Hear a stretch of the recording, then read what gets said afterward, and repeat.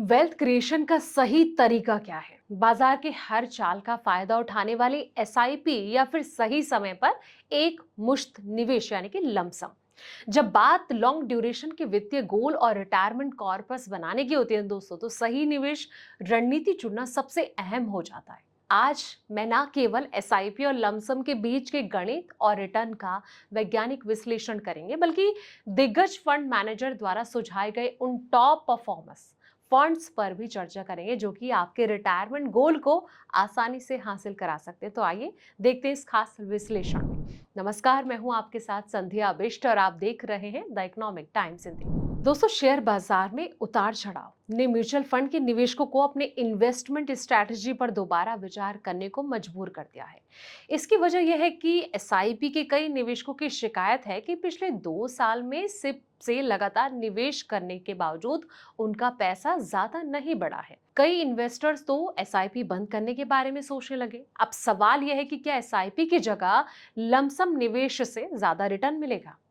एक मुश्त और एसआईपी दोनों तरीके निवेश के लिए सही माने जा सकते हैं। एक्सपर्ट भी ये कहते हैं कि निवेश के दोनों ही तरीके ठीक हैं। दोनों में कौन सा तरीका ज्यादा सही है, ये निवेश की रिस्क लेने की क्षमता और निवेश करने की जो कैपेसिटी है इस पर डिपेंड करता है।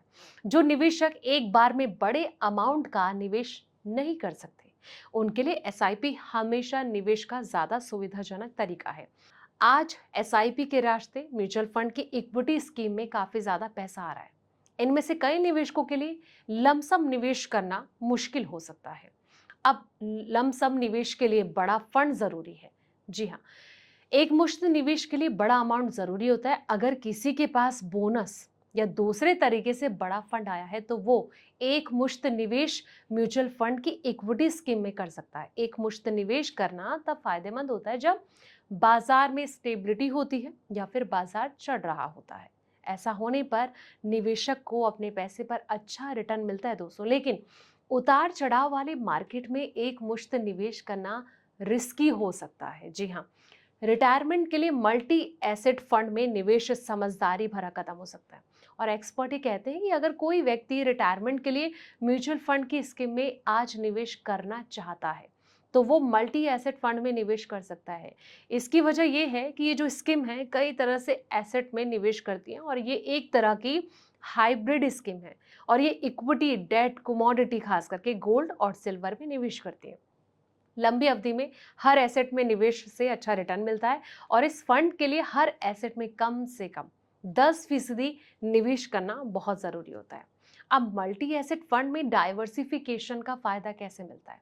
मल्टी एसेट फंड में निवेश करने का दूसरा फायदा यह है कि इसमें डाइवर्सिफिकेशन का मकसद पूरा हो जाता है।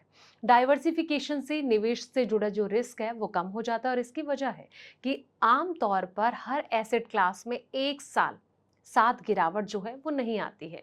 तो ये आप पे डिपेंड करता है। अब एक एसेट का जो रिटर्न है वो कमजोर होने पर दूसरे का रिटर्न अच्छा रहता है। कई बार इक्विटी मार्केट जब बेरियस फेज में होती है तो गोल्ड और सिल्वर का जो प्रदर्शन है अच्छा होता है। पिछले 2 साल में निवेशकों को शेयर बाजार से ज्यादा रिटर्न नहीं मिला, लेकिन गोल्ड और सिल्वर ने बहुत अच्छे रिटर्न दिए दोस्तों। और ऐसे पीरियड में मल्टी एसेट फंड का जो प्रदर्शन है वो अच्छा रहता है।